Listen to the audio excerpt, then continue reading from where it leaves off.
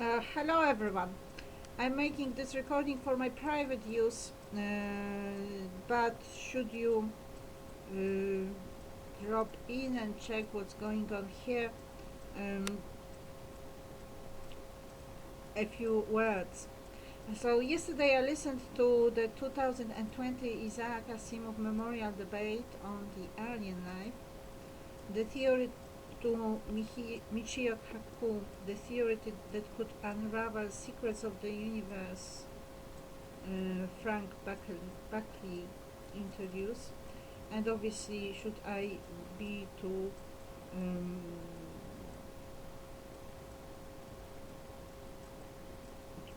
to choose sides, I'm not the journalist for sure. And I listened to the last message from Stephen Hawking as it's um, presented the final message to humanity.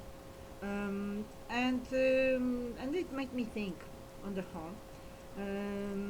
The debate especially was quite inspiring. I was delighted to listen to it. It was a great pleasure. Um, at this time when my life is truly terrible, I had this unique moment of pleasure and came back to life for the time. Um, and I did some thinking, and I was actually wondering whether I was not in that tricky position where I do need to start working, or I will end up really here in a really disastrous situation. However, there are many stops. And as you can see from my other recordings, there's a war going on. So these are really the war conditions, which are, and you know, the way you define the war conditions is quite informative, I must say. War for me meant something totally different, but you have taken it to the nuclear attacks, sadly enough. So this is the situation, and what you do developing it depends on you. Uh, First of all, when there's a verdict, for me there's a time after the verdict. So if you keep on attacking, then oh, I always, when I look at the politics today, I always think of the time of the Cold War. If the rulers at the time were of your kind, the world wouldn't have existed already. Had been of your kind, the world wouldn't have existed a few decades ago. Anyway, I was thinking, and basically, well, it's the theory of everything, right? So this is what I was in, I guess. And my thinking is different from yours because I'm definitely on the side of the spirit. And I believe in God, which is obvious for me. However, I'm not, for some reason, I'm free. I know I'm not totally free, and this is in my paradigm actually. However, my position generally is that um, we have that many systems. We have had that many systems. And basically, one of the ways of the freedom, on the way to freedom, is recognizing the system. So when you view something, whatever it is, well, let's say I'm looking at this couple of horses, plastic horses that I have bought. They must be popular in China. One is white with pink, one is turquoise with green and white, and they have black eyes, and on the whole they are here on my desk, and you know, you look at it and you view it through the prism of different systems, well, what do you see? So this is one of the ways in which you learn to recognize thinking within the system. And one of the ways of arriving at freedom, the cognitive freedom, is recognizing the system and recognizing the time when you think within the system. So, oh, okay, this is my if we take psychology, wow, this is my behaviorism, and this is my humanistic approach, and this is my cognitive psychology, etc. Uh, so this is the paradigm, and I mean, when I hear God's equation without reading the book yet, it definitely makes me think of mathematics, because this is the language you have chosen. But it also makes me think of their life. So, as an English philologist, obviously I have a totally different perception of life. As far as maths is concerned, I was in the primary school. I believe I stopped really growing in that direction in the primary school. And then that was geometry taught, the transformations of figures, and this was obvious. What I must say is that maths has never been difficult, so this is generally my standpoint. If I see that something is going wrong with my maths, it means that there's some mistake in maths or that someone is blocking me. So maths is always obvious, and there is nothing that you might not understand in maths normally.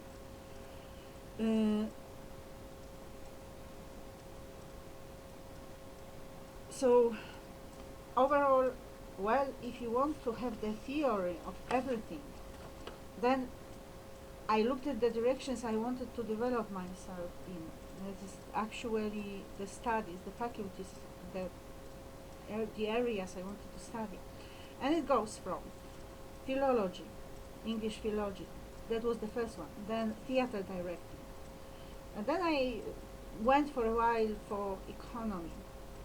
And then the sciences, so the natural sciences and the exact sciences, which was put as one, math and the natural sciences. Then the nuclear physics, then law, then philosophy, and philosophy with the slant for religion. That was the University of John Paul II, the Pontifical University. However, when I thought of my MA thesis, I thought in terms of all religions. All religions in relation to the current times, to our times, to modernity. And it so happens that I also studied Scientology, which is quite important because that takes you really from the system you grow up in to a totally new system. So you have this change, and then your perception of a system is totally different. And this is one thing that I have. So this is one direction, and then literature. When we have philology, we have literature, linguistics, psychology. In my case, it was the psychology of emotions, history, and art. One of the things that popped up was translation. So basically, this is a huge problem.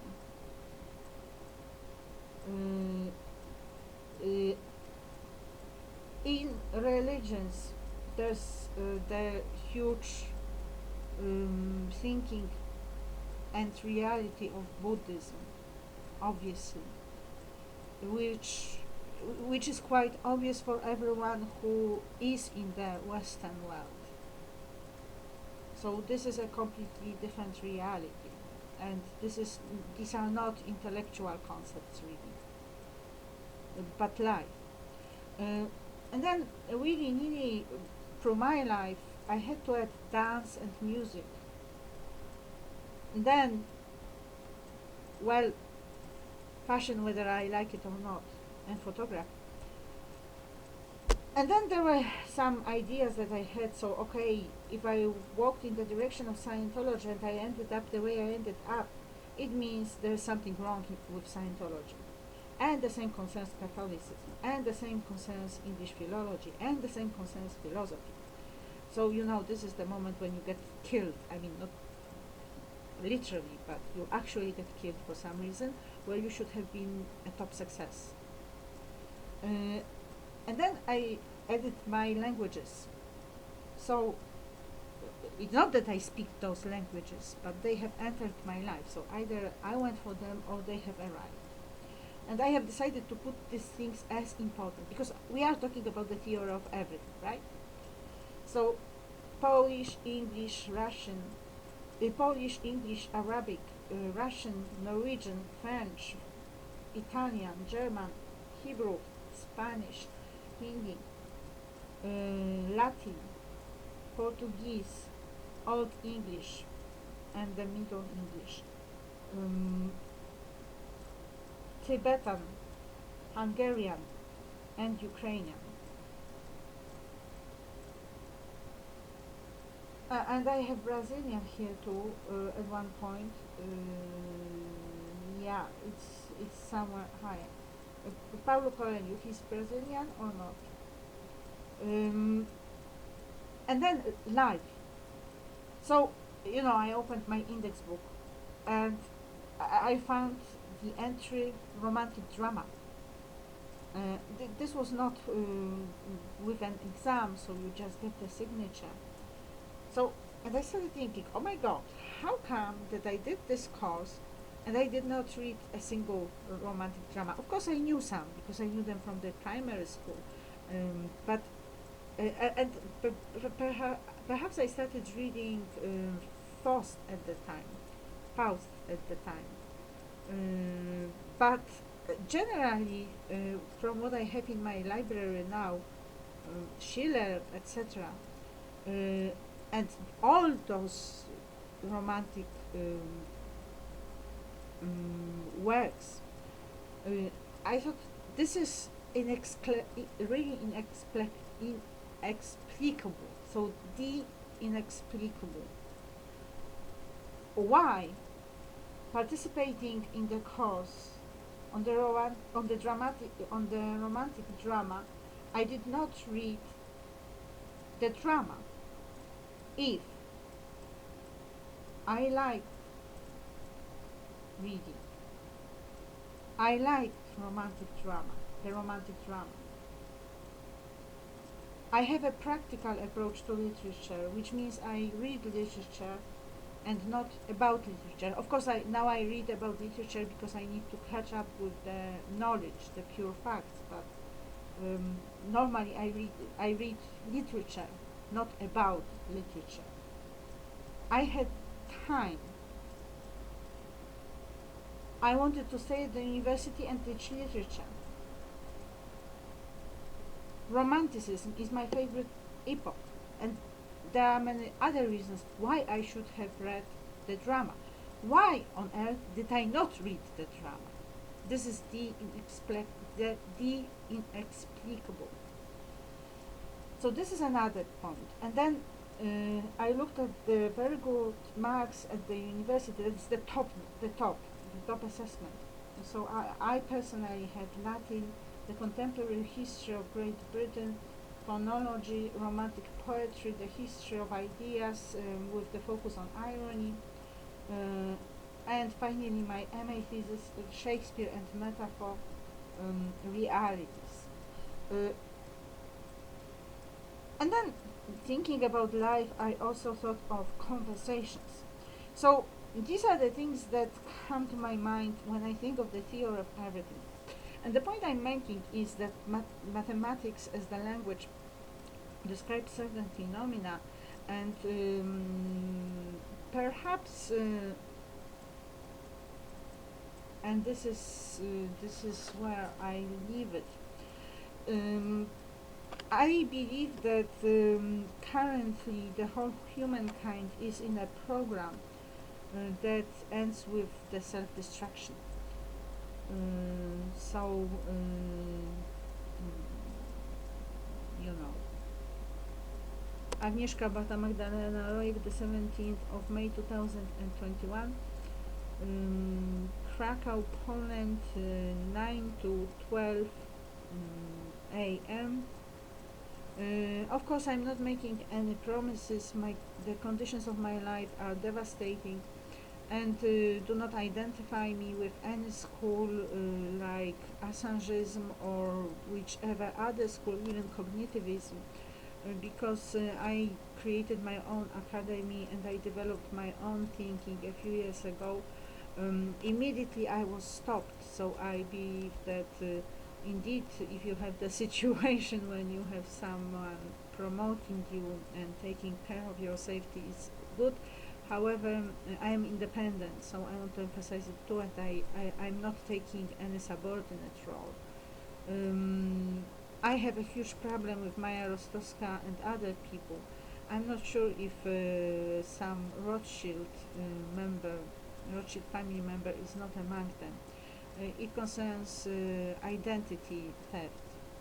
So I want to emphasize that I'm an independent living person of huge potential, and my name is Agnieszka Beata Magdalena Rojek. I'm definitely alive. I'm definitely not incapacitated in the way that you normally associate with it.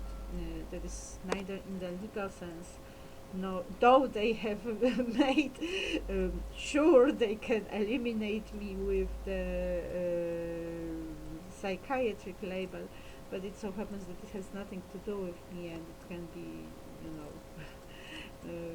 it can be, what do you call it, disqualified, I would say, immediately, anytime, if we are dealing with the truth. And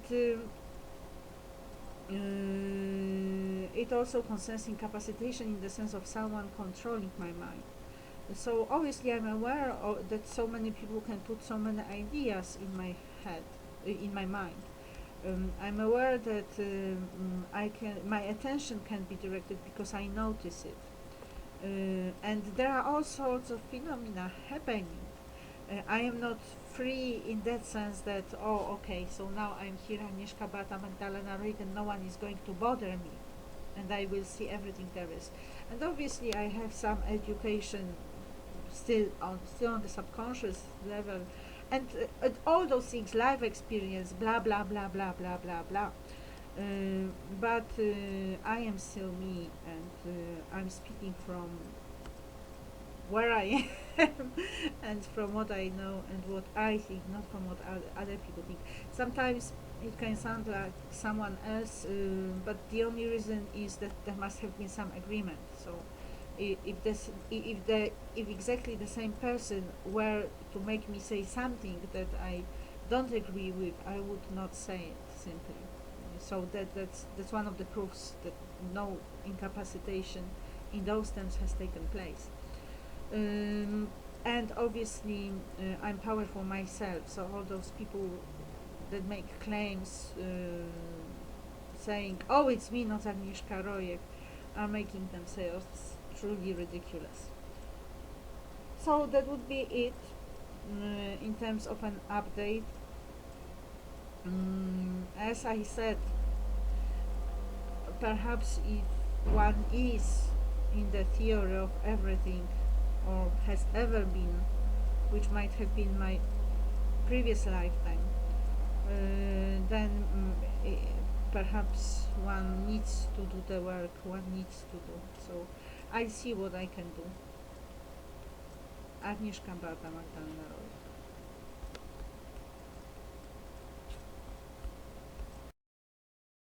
Right, and of course the crimes against me and my family are not forgiven.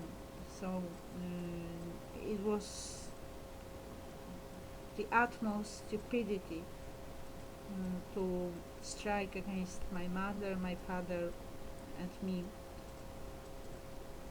and my children, if they are anywhere in the world, I don't know if they are or not, but I was to have three, so perhaps they have, um, perhaps they are on a different planet.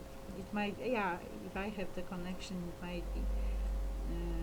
I must have a few connections because I'm also aware all the time. I'm aware of there being the connections and there being different cosmic tribes, which I should have emphasized probably at the beginning too.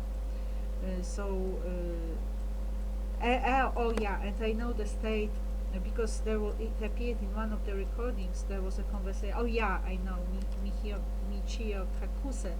That well, if you have this encounter, if you have been kidnapped, then steal something from them. So I just want to say that it's impossible because basically this is like your mind is totally captured and you just walk. I had this exactly this sense of experience what I had known earlier. I connected it this way, looking for something familiar. um, so basically, yeah, I can imagine that they arrived there in front of your house somewhere in the village, and for some reason you stand up and walk out to stand in front of your house, and there's no discussion, so you just do it. So I believe that the volitional act of stealing under such conditions is quite impossible. But perhaps if you are truly spiritually strong and determined not to follow any orders, but do your own at all times, it might work. Once again, Agnieszka Bata, Magdalena Roy. Thank you for rising the spirit.